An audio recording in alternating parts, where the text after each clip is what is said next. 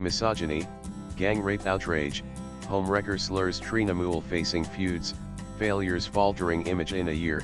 Mamata Banerjee's government saw 2 incidents of rape inside government institutions, one inside a government hospital, where a young doctor was raped and killed by a member of Kolkata Police's civic volunteer force, raised by Banerjee's government, that mostly has Trinamool cadres in it. Second was the one that occurred last week inside a government-run law college, where a student was gang raped allegedly by students and an ex-student, who has been a leader of Trinamool's youth wing and has several allegations of assaulting women leveled against him. And even as the police, the administration, and the party are busy battling public outrage over the gang rape, Kalyan Banerjee, a veteran MP, known to be one of Diddy's core committee member, in a public statement said that the survivor was raped by her friends and there was no way that government could provide security in government college.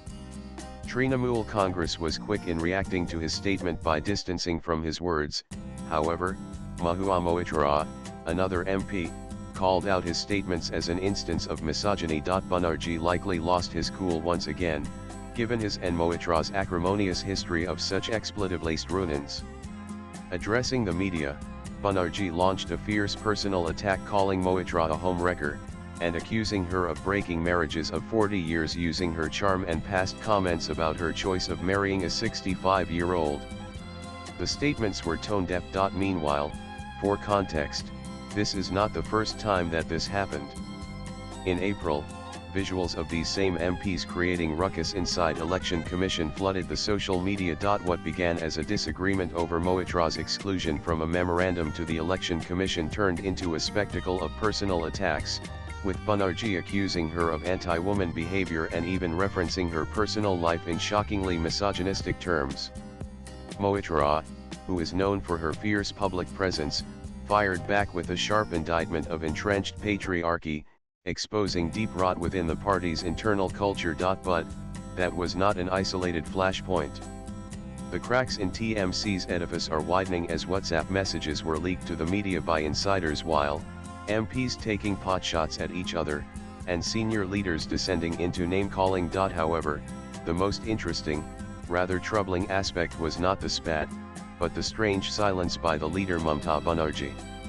Diddy, who never hesitates to reprimand her officers and party colleagues publicly, even during televised meetings, was neither seen nor heard, warning Kalyan Banerjee of consequences if his public charade continued. The party that once projected seamless control under Mamata Banerjee now appears slightly leaderless in moments of crisis and rudderless in the face of dissent.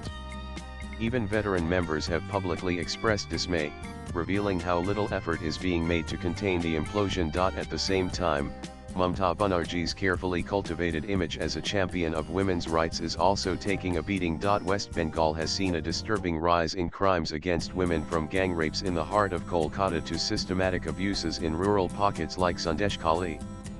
The recent brutal incident involving the young law student has ignited outrage across the political spectrum.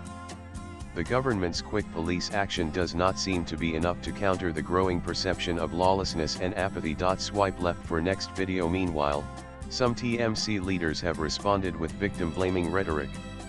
This also brings a troubling sense of déjà vu, as the survivor of Kolkata's infamous Park Street gang rape had to battle baffling allegations, even by the Chief Minister herself. Instead of empathy and accountability, the public is now hearing excuses, deflection, and internal squabbles. In an era where women's safety is central to the political imagination, these missteps are not just damaging for the society and political culture, they are potentially fatal for a party that has long relied on female voters as a core support base. Latest blogs.